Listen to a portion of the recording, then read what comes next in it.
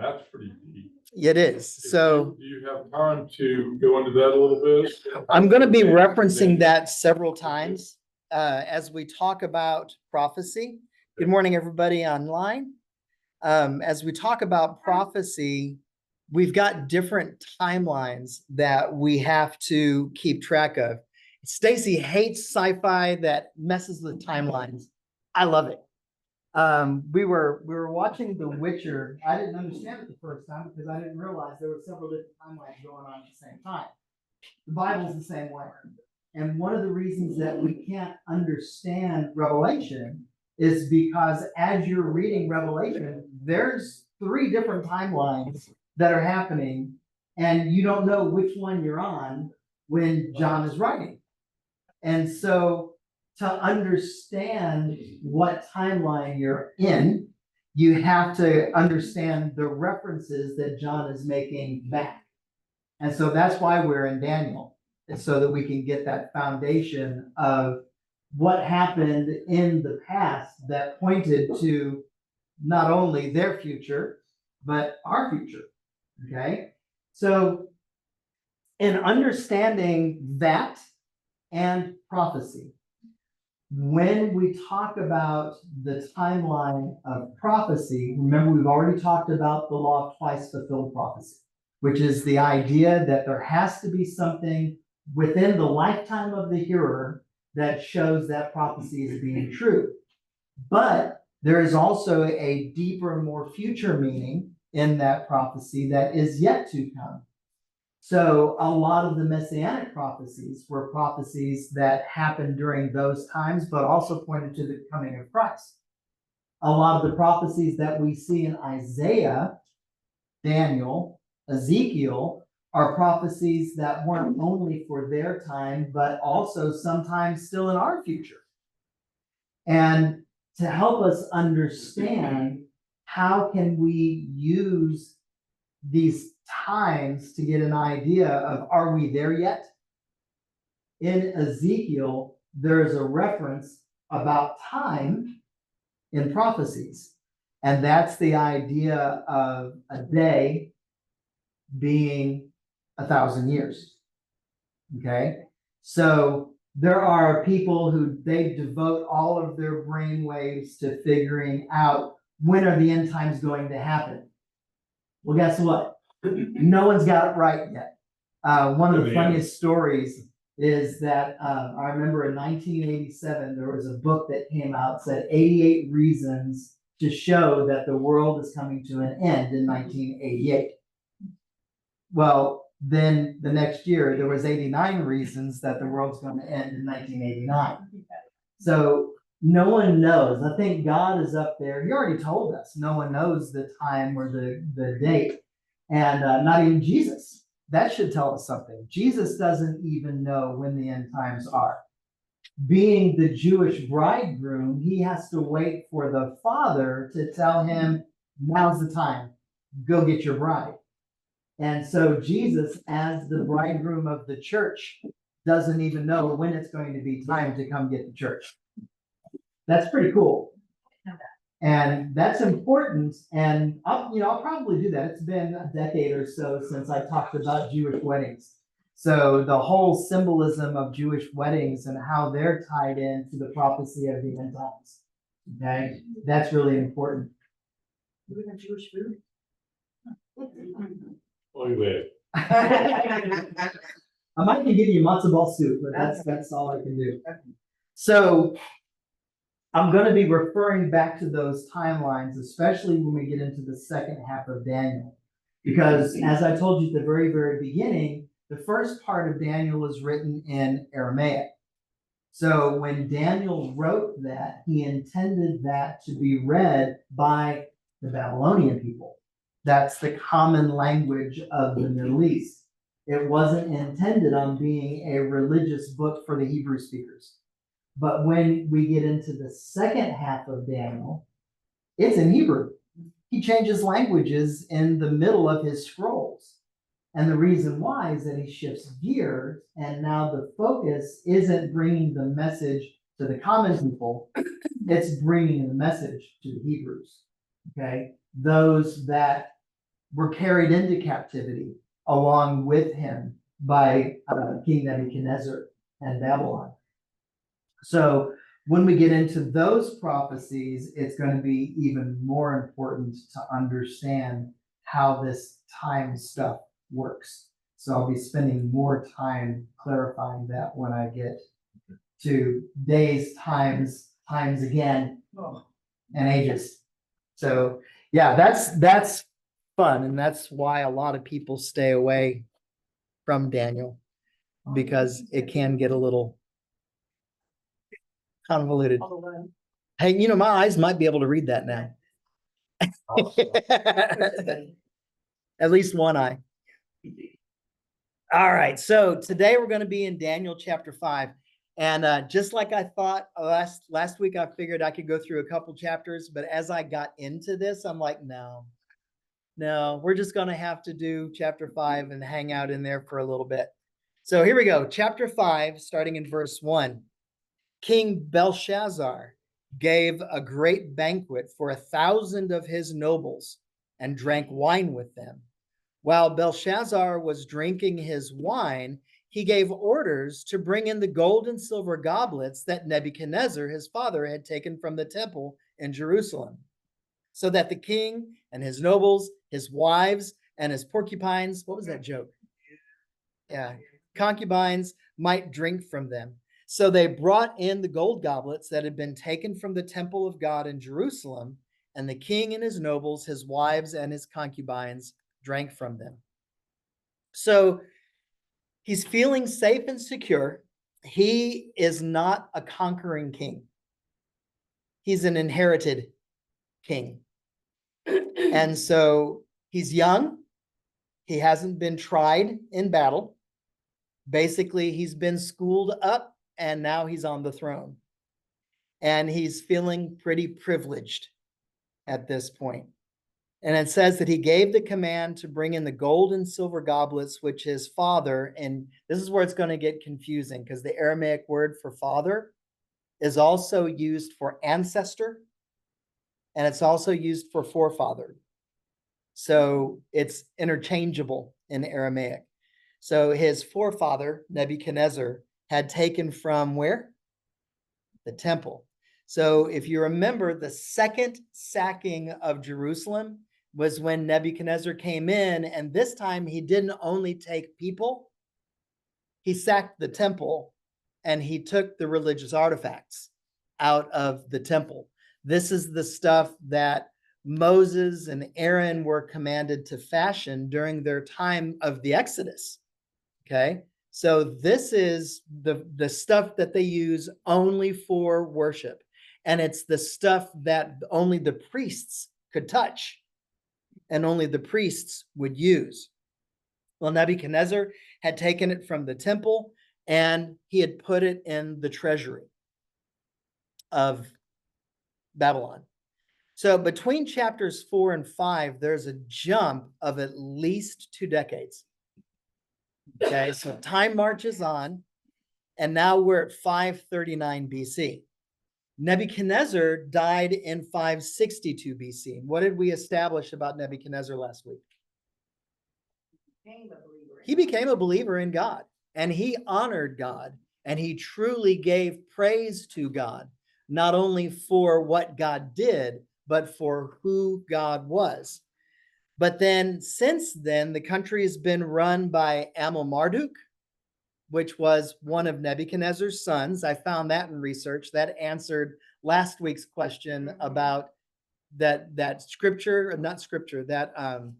archaeological find that talked about how Nebuchadnezzar had lost his mind and he gave no heed to his sons or daughters, but the Bible only mentions daughters. So what about sons? Well, in history, we got a son, Marduk. Then there is Neriglissar, another son, and now Nabonidus.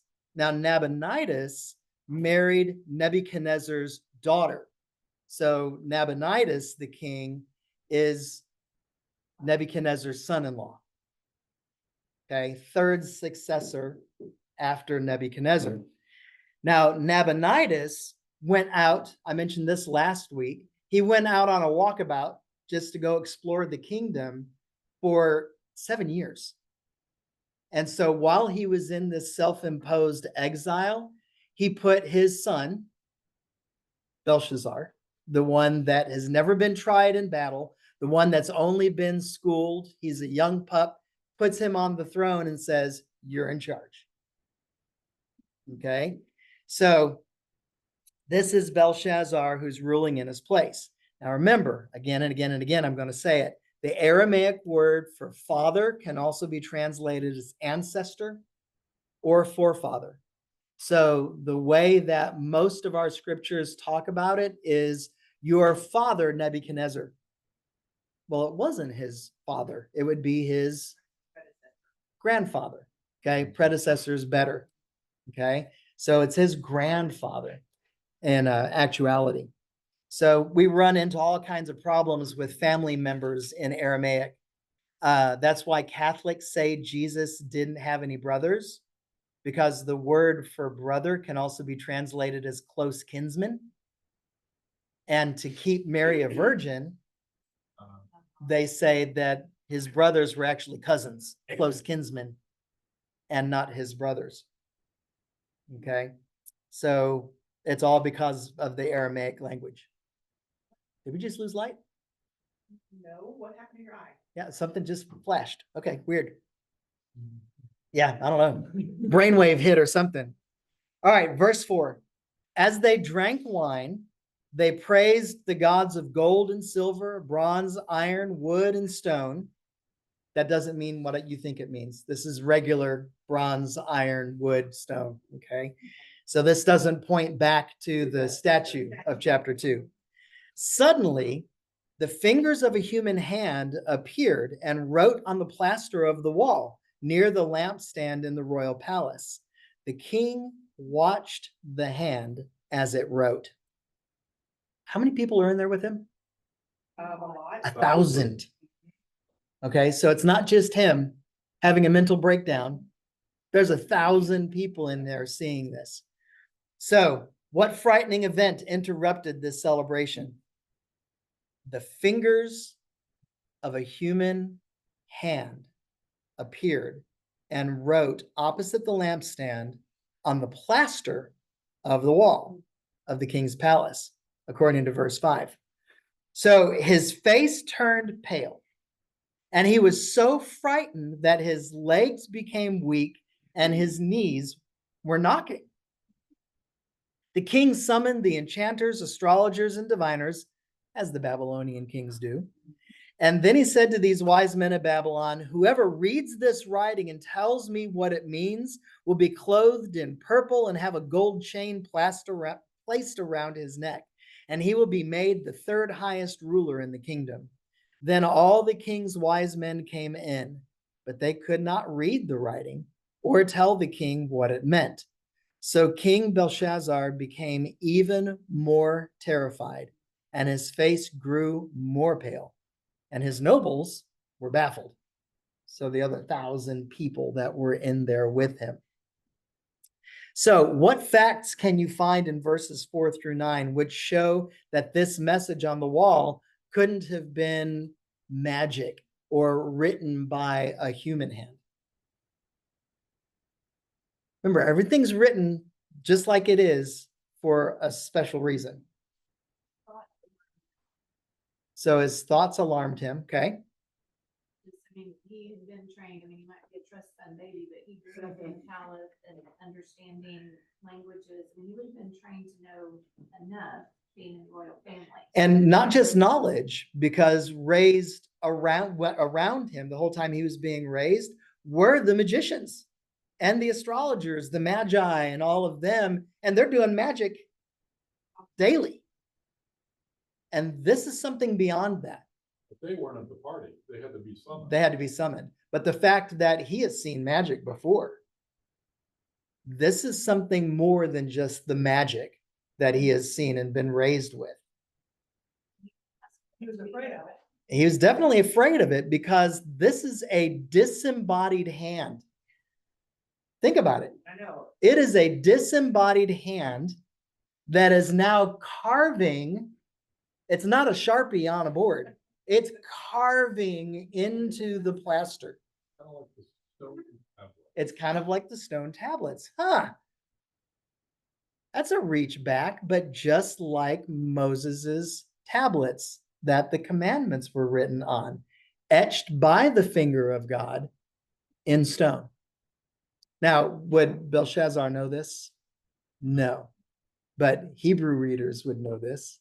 Does that imply that there was a sound whenever it was writing? Oh, there most likely was this, at least a scratch, but if you're Agreement, possibly. But I mean, he's learned, he's a learned Yeah. person and he doesn't know this language. right. So, A lot of the, you know how I like to get pictures, right? I love to get pictures. And all of the pictures that I have, even Rembrandt's, I'll show you Rembrandt's picture of this later. They try to figure out what language is going to be on the wall. It wouldn't be Hebrew. Rembrandt has it in Hebrew. But why would Hebrew not work in this circumstance? Because the general populace could probably. Well, that wasn't their first language, they- but now we are several generations now into the Hebrew captives being in town. And Hebrew would definitely be a known language, especially by the astrologers. And they're called in later and they're like, well, we don't know. So it's not Hebrew. This person did it in English, used English letters. So, trembling with terror, Belshazzar shouted for someone to bring in the astrologers, but they were unable to understand the writing, just as Nebuchadnezzar's wise men had been unable to interpret his dreams all those years before. Verse 10, the queen mother, some of your translations would have said the queen, okay, but it's actually the queen mother. Again, it's the translation problem with the Aramaic. So for fathers and forefathers and grandfathers, the same thing happens with mothers and grandmothers. So this would be, yes, this would be his mother-in-law, which would be Nebuchadnezzar's daughter. So this is Nebuchadnezzar's daughter. Hearing the voices of the king and his nobles, came into the banquet hall because women aren't allowed.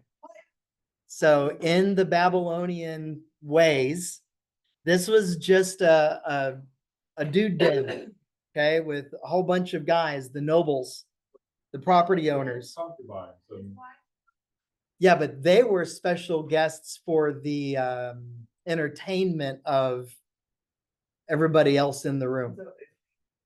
Okay. So they don't. she comes bursting in and she says, may the king live forever. Don't be alarmed. Don't look so pale. So she's like, well, no, I've been through this before, right? It's okay. There is a man in your kingdom who has the spirit of the holy gods in him. Notice that. In the time of your grandfather, he was found to have insight and intelligence and wisdom like that of the gods. Your grandfather, King Nebuchadnezzar, appointed him chief of the magicians, enchanters, astrologers, and diviners.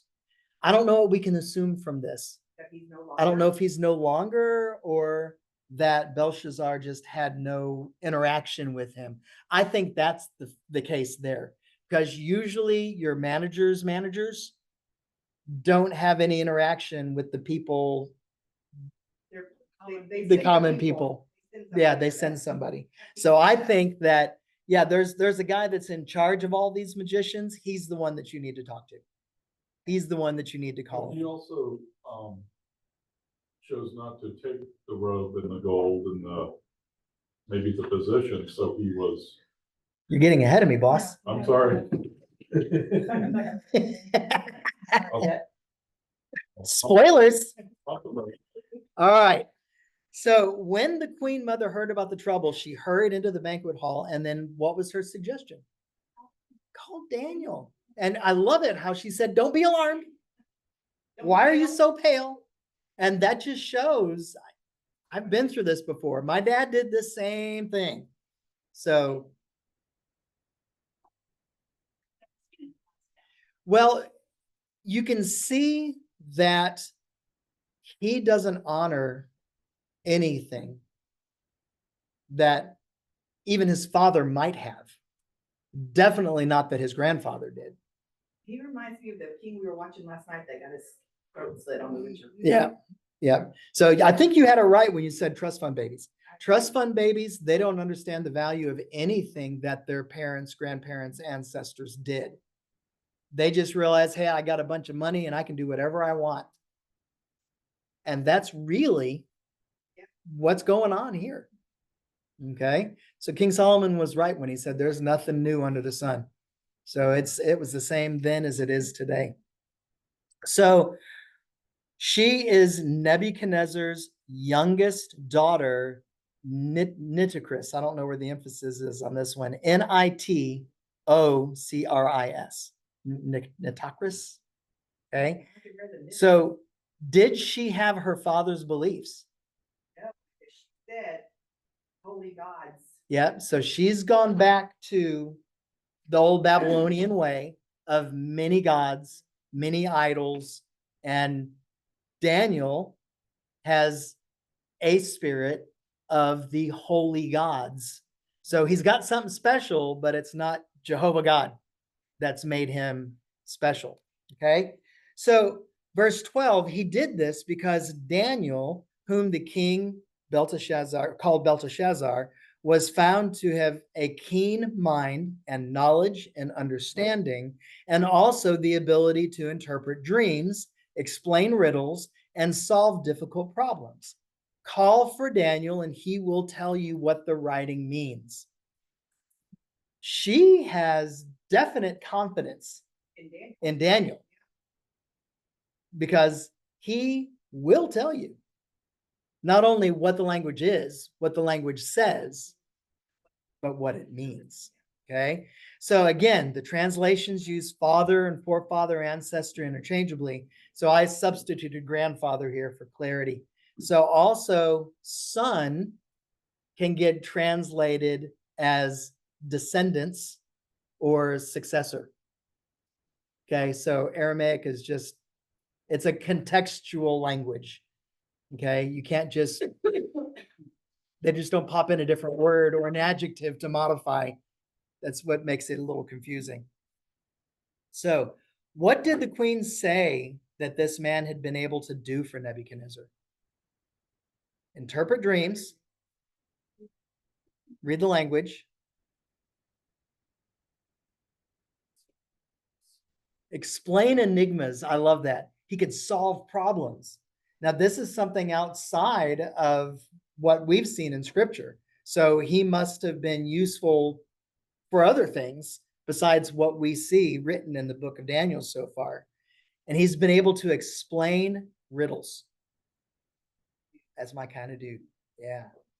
So he's got quite a pedigree at this point. Verse 13. So Daniel was brought before the king. And the king said to him, are you Daniel, one of the exiles my grandfather, the king, brought from Judah? I have heard that the spirit of the gods is in you and that you have insight, intelligence, and outstanding wisdom. The wise men and enchanters were brought before me to read this writing and tell me what it means, but they could not explain it. Now, I have heard that you're able to give interpretations and to solve difficult problems. If you can read this writing and tell me what it means, you will be clothed in purple and have a gold chain placed around your neck, and you will be made the third highest ruler of the kingdom. Yeah. Yeah, great. I'm glad you asked. So we got a couple of things here. So first of all, clothed in purple. What's the deal about purple? Okay, it is the color of royalty. So even in Rome, they did this. Why was purple the color of royalty? Very rare.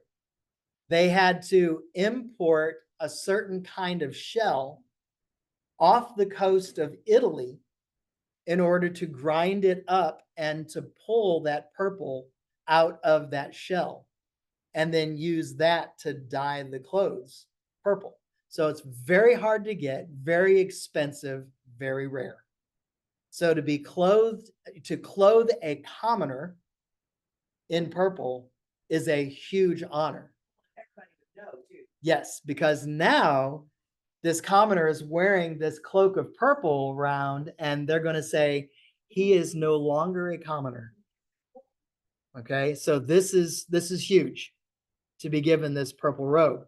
When Jesus was beaten and mocked, the Romans, of course, gambled for his clothes.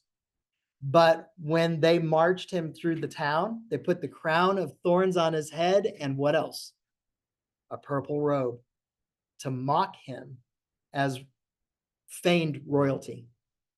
So it all ties in. Okay, so that is a royal color. And of course, the gold chain, okay, so that's again status and riches. And you'll be made the third highest ruler. What? Why? Yeah. What's the deal with the third highest ruler? He's still the one. He's not. He's two. He's two. His father is the real king. Belshazzar is only the king regent, sitting and holding the place of his father, the true king, as he's on walkabout. Okay, so he can't promote him to the second highest because then he'd be giving him his throne. So he's going to be third highest, which means you're second only to me. Okay, so that's what's going on there. So pretty big deal. So now Daniel would be probably 50 Yeah. at this point. Yep. He already has a purple robe. He probably gave it to Goodwill or has it in storage somewhere. Yeah, look, oh, yeah. So Daniel's brought before the king. And so this idea of promise is it's a pretty big promise that's being made for him. So now he's not going to be just in charge of the wise men. So now he's going to be sitting in court. He's in charge of everybody. He's going to be, yeah, like the prime minister of the whole country. Okay, big deal. Verse 17, then Daniel answered the king, you may keep these gifts for yourself. That is a huge diss. I was like, that, you should not say That is huge. He's not only saying, no, keep the rewards. He's pointing out the fact you're not king. You need these for yourself, is what he's saying. So this is bold on Daniel's part here. And then give the rewards to someone else. Nevertheless, I'll read the writing for the king and tell him what it means. So Daniel is definitely showing boldness here, refusing the king's gifts, but he also is showing confidence. I will read the writing. And there's more boldness to come. Your Majesty, the Most High God, so here he is again. I did this 2 generations ago, and I'm doing it again. The Most High God gave me your father Nebuchadnezzar's sovereignty and greatness and glory and splendor. Because of the high position he gave him, all the nations and people of every language dreaded and feared him. Those the king wanted to put to death, he put to death. Those he wanted to spare, he spared. Those he wanted to promote, he promoted. And those he wanted to humble, he humbled. But when his heart became arrogant and hardened with pride, he was deposed from his royal throne and stripped of his glory. Can you read between the lines here? Yes, absolutely. So what's he saying here? This is getting ready to happen to you. Well, that's also part of it. But there's something more. Look at not only what he's saying, but how he's saying it. He says the Most High God. All right. So first of all, we know that you're worshiping a bunch of gods again. Your grandfather had this straightened out, and here you are. Here you are, yeah. Okay. So that's one thing. What else? Go ahead and give it to him, take it away. Okay. So that goes to what Gary was saying, that God is actually the one in charge here. You may think you are, but you're really not. Okay? So why this discourse about how to king? Because he's not kinging very well. He's getting arrogant. Yeah, he's like, he's being puffed up with arrogance. He was brought down from his royal throne. as He to his is- glory. He is a regent. Yeah. Okay? He's not a real king. No. He's a regent. But he's acting. If he does anything that requires a kingly decision, he can't make it. He's not allowed to make it. And if a big decision affecting the kingdom has to be made, he has to send a messenger to the king and wait for the king's ruling to come back to him in order to enact whatever it was that he wanted to enact. He hasn't been doing it. Oh, Daniel knows that he hasn't been doing it. And so say this again, snarky, because that's what Daniel is saying here. That your grandfather, he was a ruler. we were not. He rose up who he wanted to raise. He put down who he wanted to put down. You can't do that. That's not part of your job description. And this is what Daniel is saying to the king who could He's gonna lose have his head. Okay?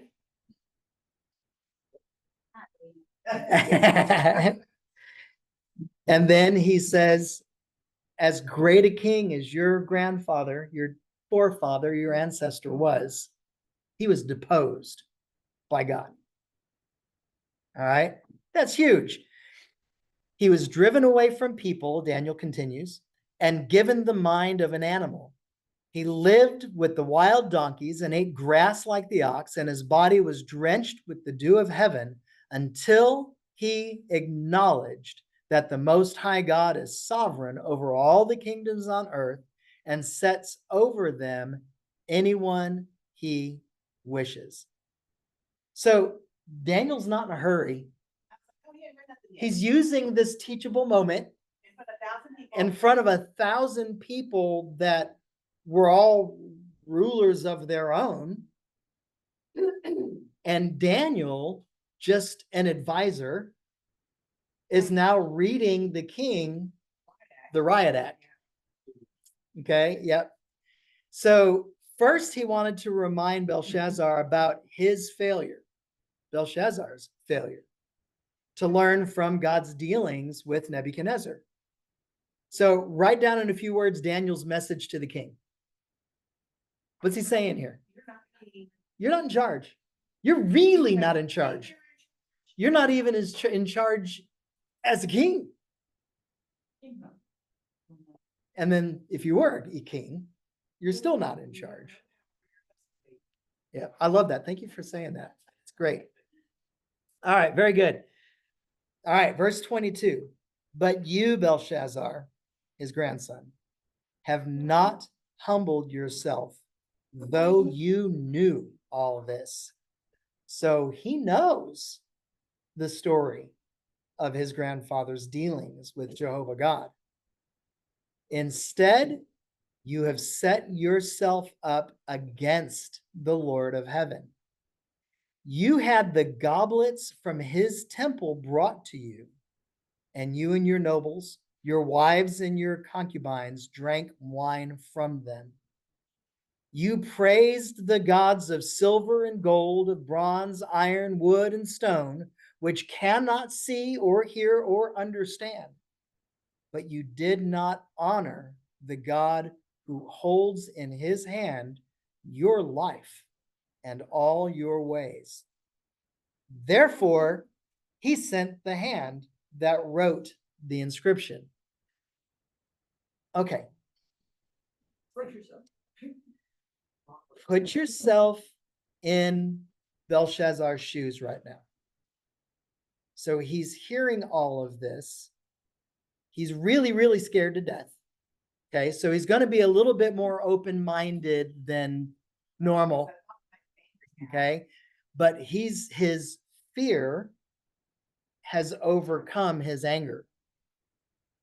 That's how scared he was. Remember, it said that his knees couldn't even support him, right? That's how scared he is. So he really is looking forward to Daniel giving him this answer. And Daniel is telling him the Most High God, who you're supposed to be honoring, is the one who wrote this. Now that's going to get Belshazzar's attention, right? Now I'm kind of preambling because this explains what happens next. So he's telling Belshazzar, you have not humbled yourself. The same word that he used with Nebuchadnezzar when he was telling the story, because Nebuchadnezzar did not humble himself. What happened? God turned him into an animal mind. Okay. And his kingdom was taken from him. So now he's telling Belshazzar, you have not humbled yourself. And so, yeah, I don't want to be humbled like Nebuchadnezzar was. All right. So, okay. And you have lifted yourself up against the Lord of heaven. Okay. Now, Nebuchadnezzar, even before he became a follower of Jehovah God, never took the goblets and dishes and stuff from the temple of God and used it in a common way. Never, ever did he do that. And so for Belshazzar to do that, he had plenty of gold stuff already. Why is he calling for this other stuff to be brought to him? Show his power over the gods of the Hebrews. That's what he's wanting to do. So this is a bigger diss than what Nebuchadnezzar ever did.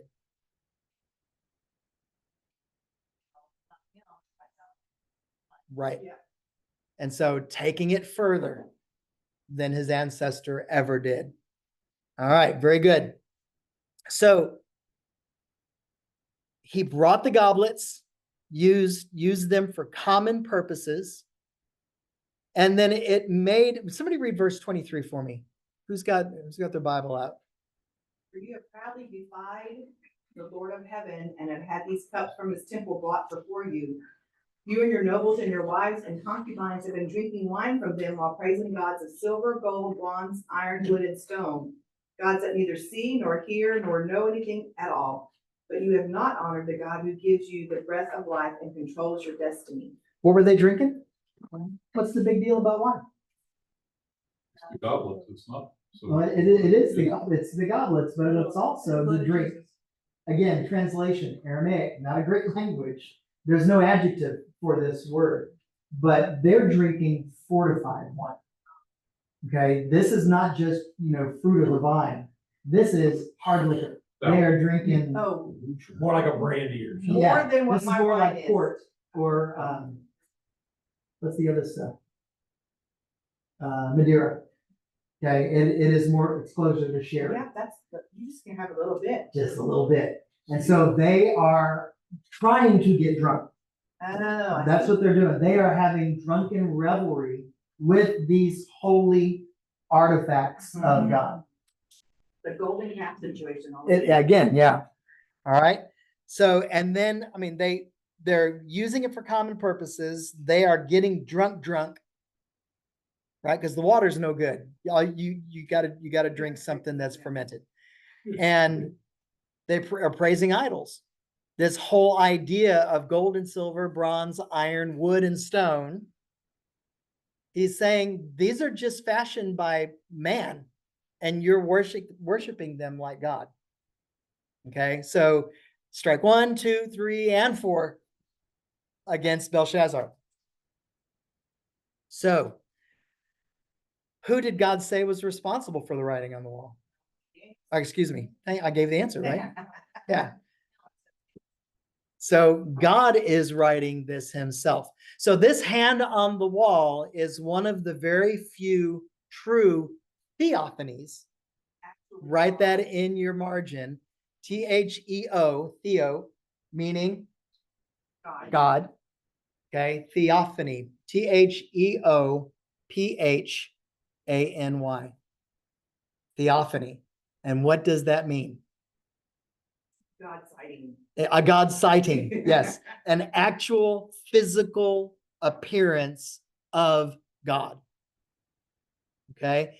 The burning bush, they think that was also a physical representation of God. But at the same time, the voice that came out of the bush was the angel of the Lord, which is a Christophany. That's Jesus. Yeah. So in the burning bush, we had the Father and the Son present at the same time. That's pretty cool. That's extra for today. Okay, so God is writing on the wall. Verse 25. This is the inscription that was written. Mene, Mene, Tekel, Parsin. And he continues, this is what the words mean. Mene, God has numbered the days of your reign and brought it to an end. Yeah. Tekel, you have been weighed on the scales and found wanting. Peres, which is actually singular of the word parsin. Your kingdom is divided. It actually means divided and divided again, and given to the Medes and Persians. So literally he's saying numbered, weighed, divided again and again. Wow. That's what God wrote in front of all of these 1,000 nobles and the king regent. Oh. And I get to this point and I'm like, why doesn't he say off with your head? This is not the Queen of Hearts. He's still scared. And that's the only thing I can think. He is still scared to death. And the way that he replies to this, so I'll get there in a minute. So when he says you've been weighed in the balances and found wanting, what is that? What's that saying? You didn't, So you're not. you did not measure up To what? to King Nebuchadnezzar, to God. Wanting power for To himself. To anything. any- You haven't been a good king. You're not a good person. And you're definitely not honoring God. Okay. So you're not good at anything. And you've been, yes, sucks to be you. Okay. Weighed in the balances and found wanting. Then at Belshazzar's command, Daniel was clothed in purple, a gold chain was placed around his neck, and he was proclaimed the third highest ruler of the kingdom. Okay, so Daniel said, keep your stuff, but Belshazzar said, no, you get the stuff anyway. Okay, but But now he's gonna be in a place of royalty when the Medes and Persians come. that's next week.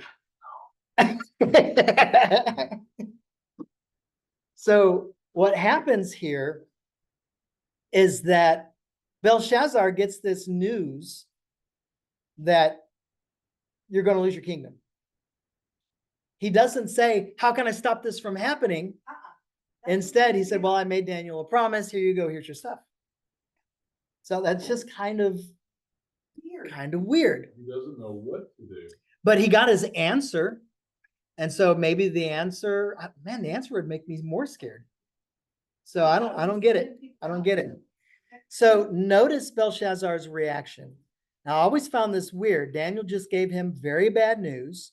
And at this desperate moment, why do you think the doomed king, because that's what he is now, he's a doomed king, could have, first of all, remembered the promise that he made to Daniel? Was it because he was drunk? Scared and drunk? Or was the king trying to win Daniel's favor? And since Daniel has this connection with Jehovah God, maybe if I butter him up real good, he'll call God off and I won't have all this stuff happen to me. Don't know. So do people today sometimes try to block out or ignore God's warning about judgment? All the time? So how do we do it? Well, one would hope, but that's not how most people do it. Most people will say, well, I'm not as bad as so-and-so. That's usually how people reply. Or that's not bad sin. I mean, I didn't kill anybody, right? So we try to rationalize our sin away.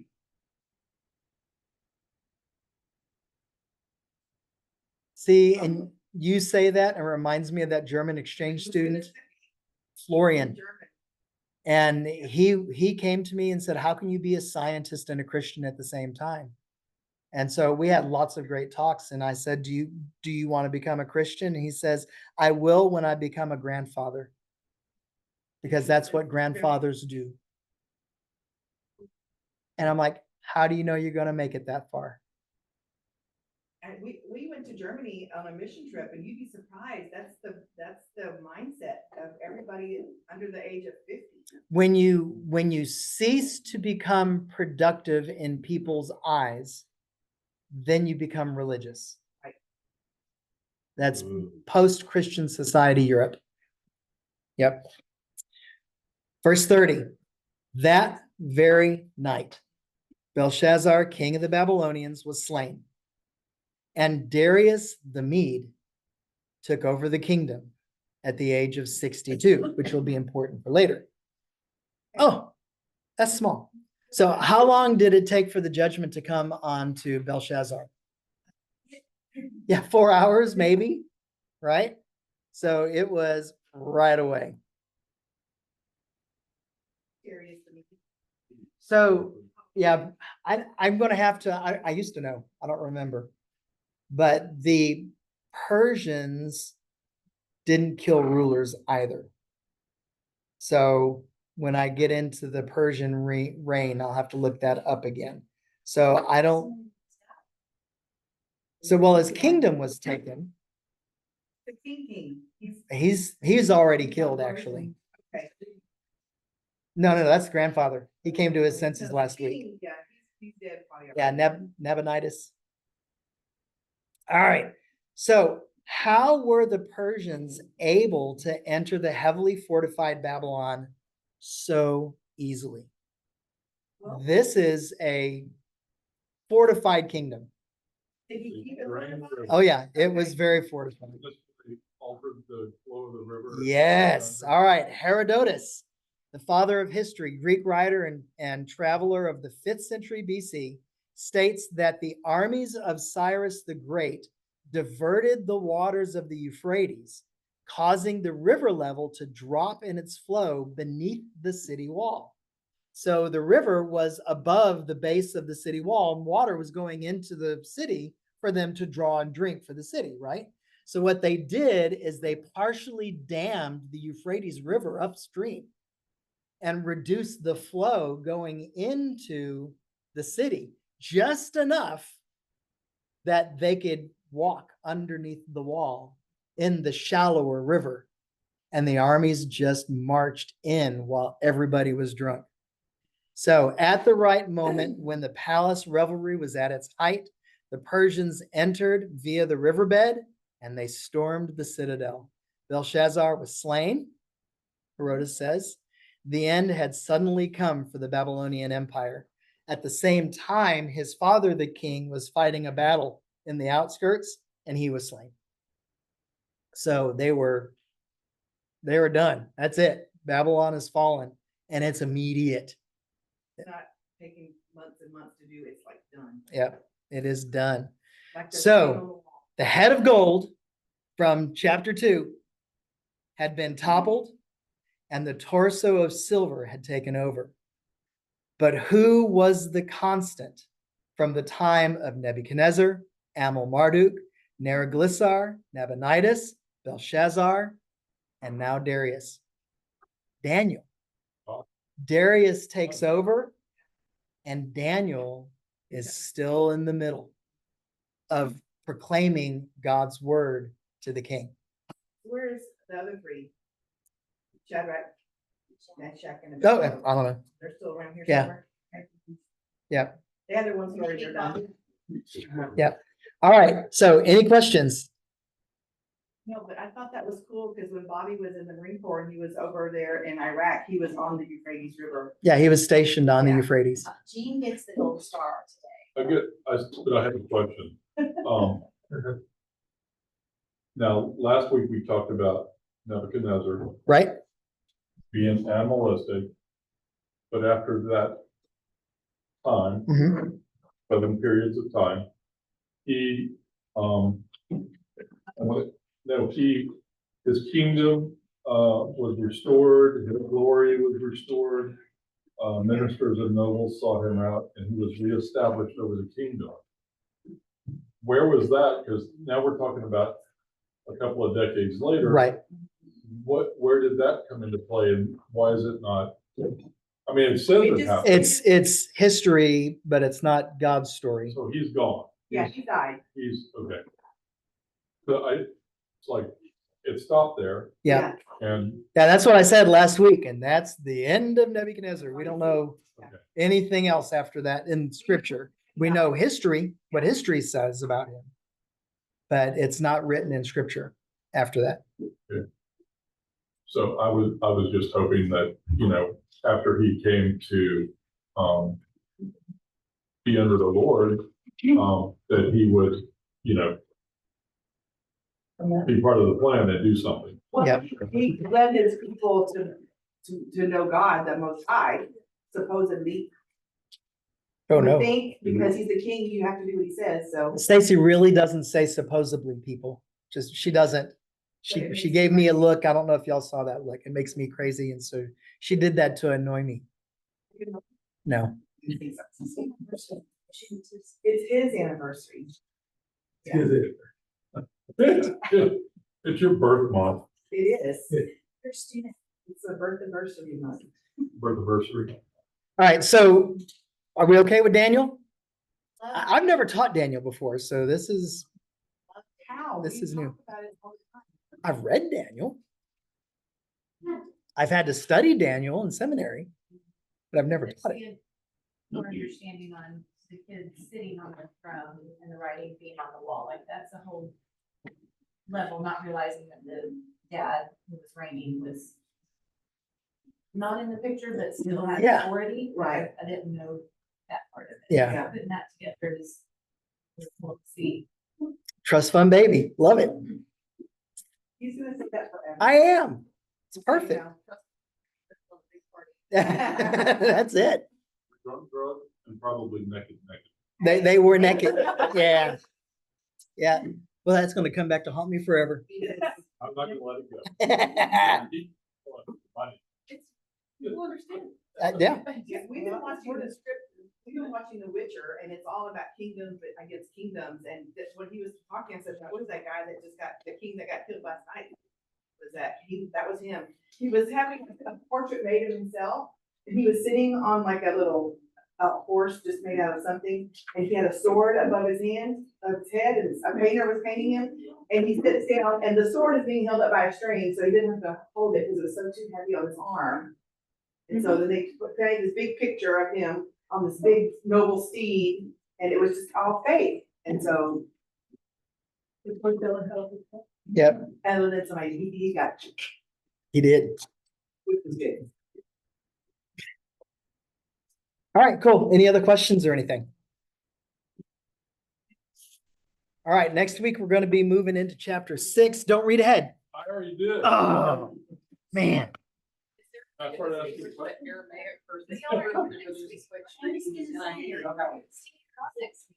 Yeah, we'll be back Sunday. That Saturday. Yeah. No, it's Monday through Saturday. Yeah, I didn't want to take the boys on a long cruise if they didn't like it.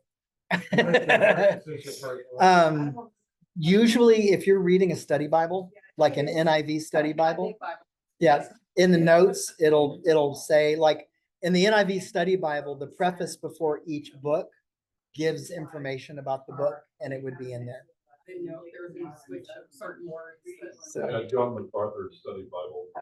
yeah, I love study Bibles. Yeah, and I gave Gary, you've got the MacArthur study Bible as well, right? I think it's MacArthur. Tyndall, maybe you gave that one to Candace. It was another one of the teachers. Yeah. But that's why I like study Bibles, because they give you that insight of history that you normally would not get. All right. Bye, bye online people.